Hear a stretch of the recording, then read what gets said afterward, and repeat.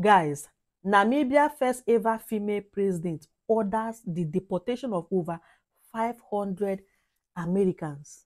Eh? Do you know what she said? She said that if Africans need visa to enter the US, United States of America, then the Americans must also need visa to enter Namibia. You guys know last month, she bans visa-free entry from Americans. Say that for America, any American to enter Namibia, you must look for visa, like the way Africa they look for visa. I made that video. And now, all the Americans living in Namibia illegally is said to be deported. Anyway, power woman. I don't know when can this be Nigeria? Can this ever be in Nigeria? When are we going to stop dancing to these Westerners? Like, when are we even going to stop being their puppets?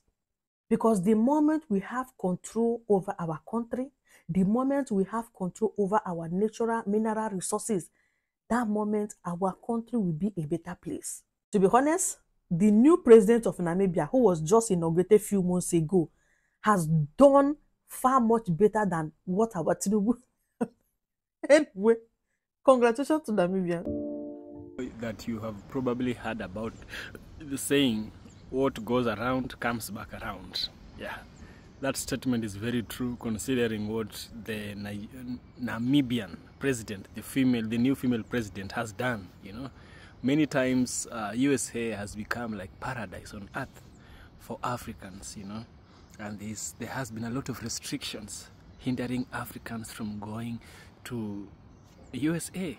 You have to meet this, you have to meet that, and sometimes you would pay for visa and not get the value for it. You'd pay for even the air flight only to be told that you can't go to the USA, and the money, even the money that you paid for visa, is not refundable. There's a conversation that was done by the US ambassador to Kenya, Megan Whitman. She exposed how visa is a business and how Africans are the items of business, you know. So the Namibian president has decided that if USA can't let Africans of Namibia get into USA visa free, he is also going to do the same for the US people in Namibia. And also because Trump has also placed sanctions, he has placed target, he has also like, should I call it a bounty? He has placed something like a bounty, yeah, on Africans, you know. If you see an African, report him, we will pay you, you know. So there has been an escalation of deportation, which brought about the phenomenon mass deportation. And all this was signed by the President Donald Trump. The Namibian president has also decided he's going to mass deport Americans back to the USA. So what goes around comes back around. Let's listen to this video and gather more context. I shall get back with a deeper critical analysis. Let's dive in. In the southern African country of Namibia, the government has announced a significant policy shift, one that requires visitors, especially from the United States and other Western countries, to apply for a visa before entering the nation, known for its breathtaking landscapes, wildlife, and the world's oldest desert. Beginning April 1st, American travelers will need to apply for a visa in advance using Namibia's online visa portal. But those arriving at major entry points like airports and high-volume border crossings will still have the option to purchase a visa on arrival, according to the US Embassy. This brings an end to a long-standing visa-free policy, which previously allowed US tourists to stay up to 90 days without a visa. But this isn't just about tourism. It's a diplomatic tit-for-tat move, backed by Namibia's first female president, Netumbo Nandi-Ndaitwah, who took charge last week. Her government is taking a stand against the United States and other Western nations that deny visa-free entry to Namibians. And this move didn't come out of nowhere. Last May, Namibia announced it would require visas from nationals of countries that don't reciprocate visa-free travel for Namibians. A total of 31 countries, including the US and the UK, were listed under this policy shift. Moreover, this decision comes amid growing frustration across Africa over strict US visa policies. Just last month, the US released its 2025 visa waiver list, granting visa-free entry to travelers from 40 countries. But not a single African nation made the cut. And for Africans, securing a US visa has never been easy. The process involves long applications, expensive fees, and high rejection rates.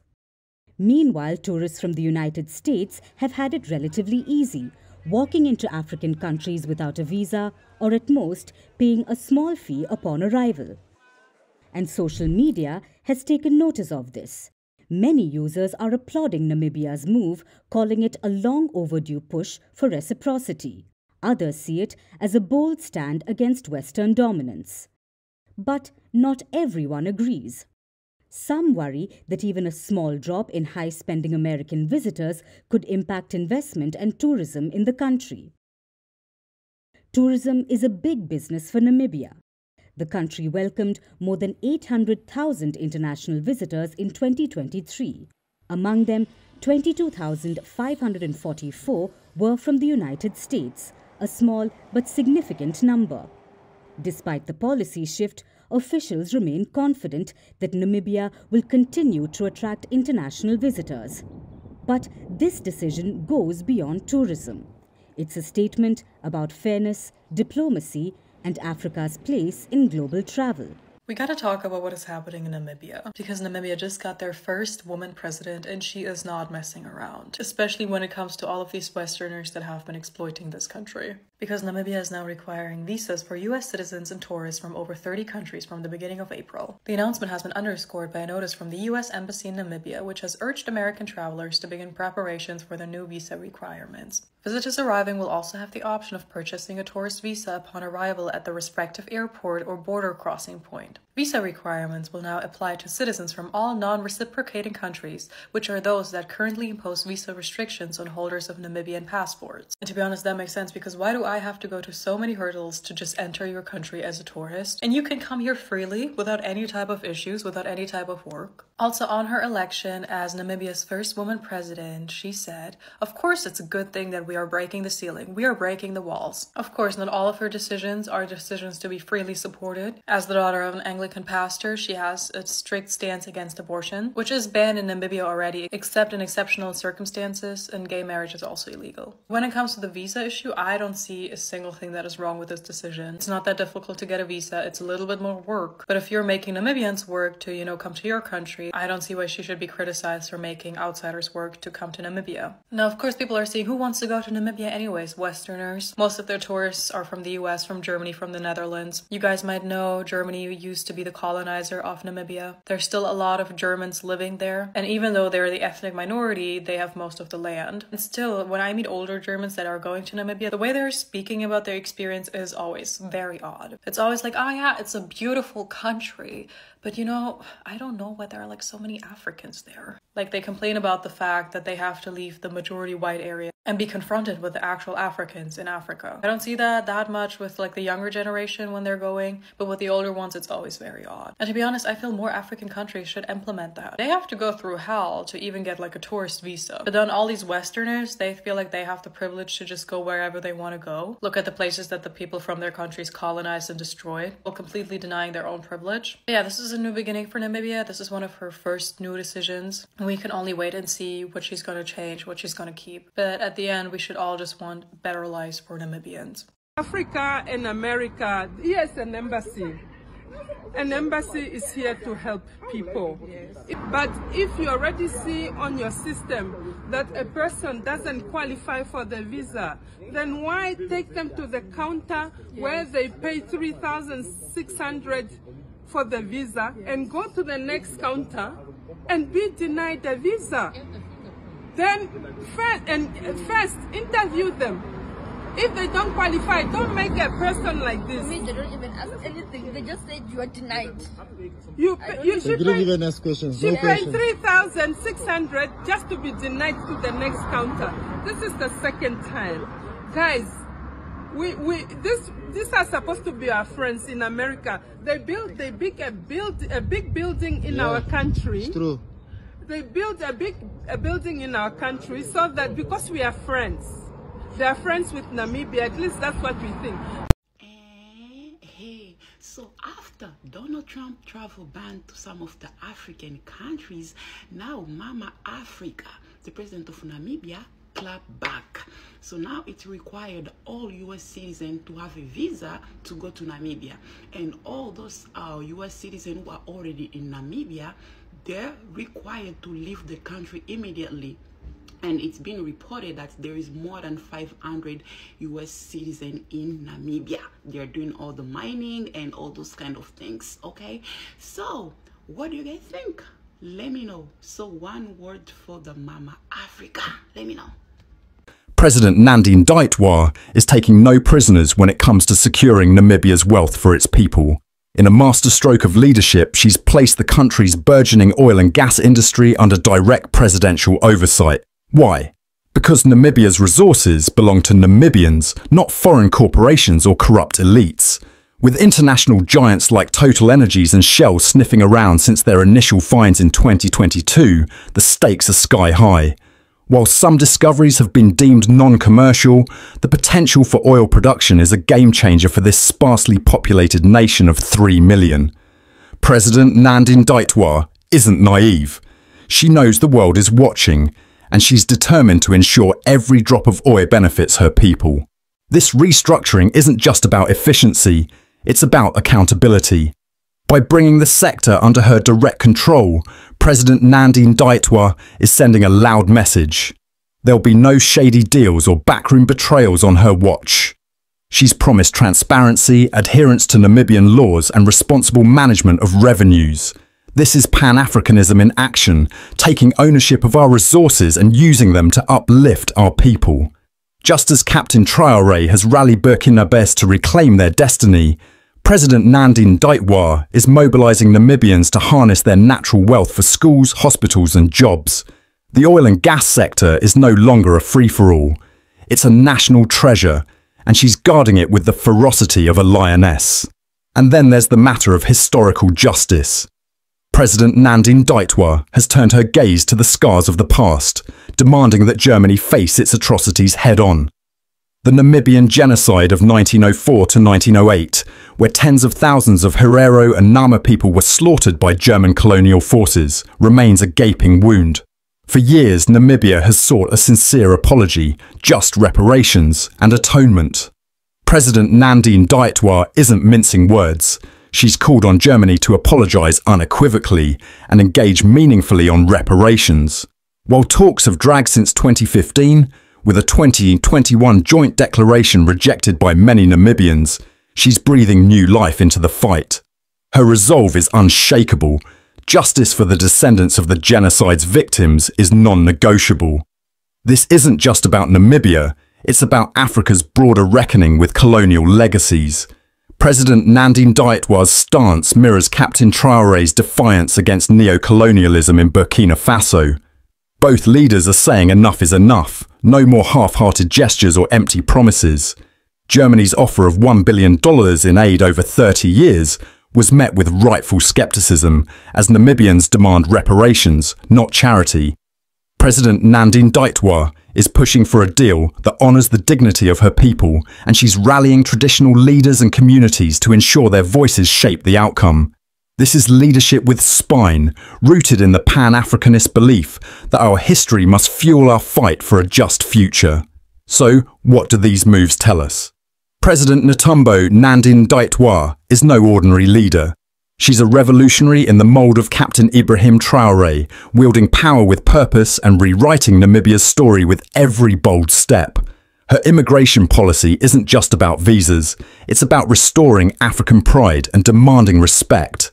Her visa-free vision for Africa isn't just about travel, it's about knitting our continent together as one family. Her grip on the oil and gas sector isn't just about economics, it's about securing Namibia's wealth for generations. And her push for genocide justice isn't just about the past, it's about building a future where Africa stands tall. Like Traoré, who's transformed Burkina Faso into a beacon of resistance, President Nandi Ndaitwah is revolutionizing Namibia with a fierce commitment to her people. She's not here to play nice or bow to foreign pressures. She's here to deliver jobs, 500,000 of them, by her own pledge, tackle inequality, and make Namibia a shining example of African excellence. Her inauguration on March 21, 2025 wasn't just a ceremony, it was the birth of a movement. Attended by African giants like South Africa's Cyril Ramaphosa and Tanzania's Samia Suluhu Hassan, it signalled that Namibia's rise is Africa's rise. The world is watching, and it's nervous. Western powers are scrambling to make sense of this unapologetic African woman who's flipping the script. But for Namibians and Africans everywhere, President Nandi Ndaitwah is a hero, a daughter of the soil who's turning dreams into reality. She's walking in the footsteps of legends like Sam Nujoma, Namibia's founding father, whose death in February 2025 only deepened her resolve to honour his legacy. She's channeling the spirit of Nyerere and Nkrumah and Sankara, proving that Pan-Africanism isn't a relic, but a living force. Let's be real, the road ahead won't be easy. Critics will snipe, foreign interests will push back, and skeptics will question her ambitious goals. Creating 500,000 jobs in a country with 20% unemployment is no small feat. Managing oil wealth without falling into the resource curse is a tightrope walk.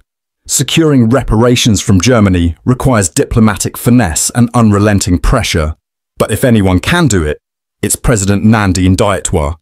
Her 25 years in public service, from foreign minister to vice president, have forged a leader who's tough as nails and sharp as a blade. Her Swapo roots, steeped in the liberation struggle, give her the moral clarity to fight for what's right. Africa, this is our moment. President Netumbo Nandi Ndaitwah is lighting the way, just as Captain Ibrahim Traoré is doing in Burkina Faso. Together, they're showing us what's possible when leaders dare to dream big and act boldly. Namibia's deportation policy is a slap in the face to arrogance. Its visa-free plan is a hug to every African. Its oil reforms are a promise of prosperity. Its genocide demands are a cry for justice. This is Pan-Africanism in its purest form, uncompromising, united, and unstoppable. So, rise up, Africa! Let's rally behind President Nandi Ndaitwah as she builds a Namibia that shines for all of us. Let's support her as she challenges the status quo and demands our rightful place in the world. The revolution is here, and it's led by a woman who fears no one and loves her people fiercely. Namibia is awake, Africa is alive, and the future is ours. President Netumbo Nandi Ndaitwah has spoken. Now, let's march with her to greatness.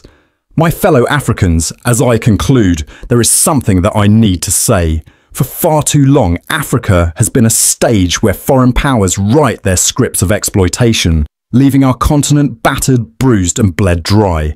The wealth beneath our soil, gold, diamonds, cobalt, uranium, has fueled the skyscrapers of London, Paris and New York, while our own cities crumble under the weight of neglect. Our forests, our rivers, our labour have been siphoned off to enrich empires, leaving our people to scramble for crumbs. Yet, the greatest tragedy is not the theft itself. It is the complicity of our own leaders, who time and again board planes to Western capitals, summoned like errant schoolchildren, to nod along to the same tired tunes of partnership and development that keep Africa shackled. Enough is enough. It is time for African leaders to stand up, to be brave, to look the West in the eye and declare, "You have exploited us for centuries and we will tolerate it no longer." Now, what do you think of all these situations that is happening right now in Namibia with the Africans?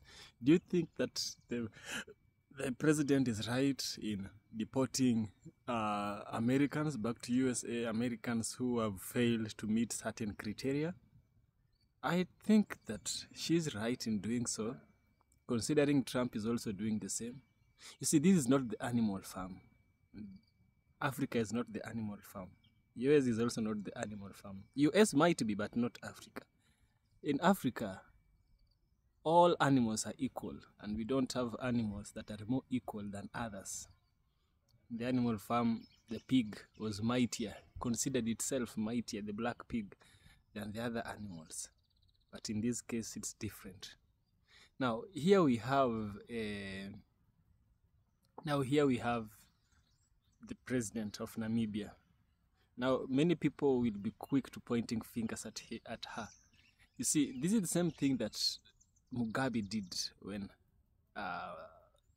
Zimbabwe was plagued by land which was being grabbed by the white colonizers. You know, their descendants were grabbing land from the Africans, leaving Africans with no land at all in their own homeland. Mugabe had to get in and do what is necessary. What followed was the labeling of Zimbabwe as a country which is ruled by a dictator. He might have been a dictator, that man, but to some extent he was fighting for the rights of Africans. It won't take a long time until this president of Namibia be labeled a dictator or someone who is against human rights, you know. It won't be far. It's just a matter of time until we see this, you know. But I'm happy that Africans, we are standing up. Africans, we are realizing if they can't welcome us, they don't give us a reason also to welcome them, you know. Treat others just the same way you'd want others to treat you.